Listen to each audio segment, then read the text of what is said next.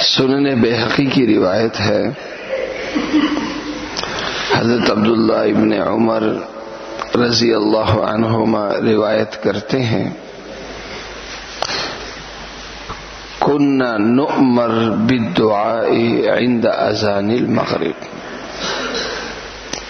حضرت عبداللہ ابن عمر رضی اللہ عنہما کہتے ہیں کہ اللہ کے نبی صلی اللہ علیہ وسلم کی طرف سے ہمیں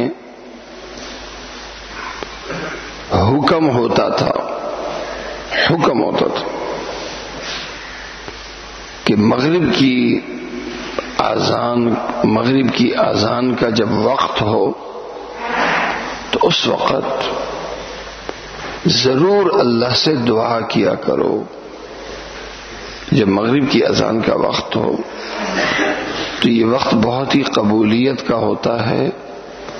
اللہ کے نبی صلی اللہ علیہ وسلم ہمیں ترغیب نہیں دیتے تھے بلکہ حکم فرماتے تھے کہ اس وقت ضرور دعا کیا کرو۔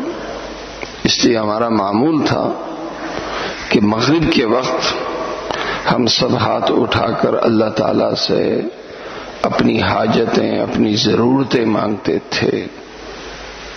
اس لیے مغرب کا وقت ایسا ہے کہ عموماً ہوتا ہے کہ جب اذان ہوتی ہے تو ہم مسجد آتے ہیں، اذان سے پہلے آئیں، اور اذان سے کچھ ساعات اور کچھ منٹ پہلے ہم مسجد میں، اور اس وقت ہمارے ہاتھ دعا کے لیے اٹھے ہوں اور اللہ تعالیٰ سے مغفرت کی، اپنی حاجات کی، اپنی ضرورتوں کی دعا کریں کہ اللہ کے نبی صلی اللہ علیہ وسلم کی ایسی سنت ہے جس کی بہت زیادہ اللہ کے نبی صلی اللہ علیہ وسلم تاکید فرماتے تھے۔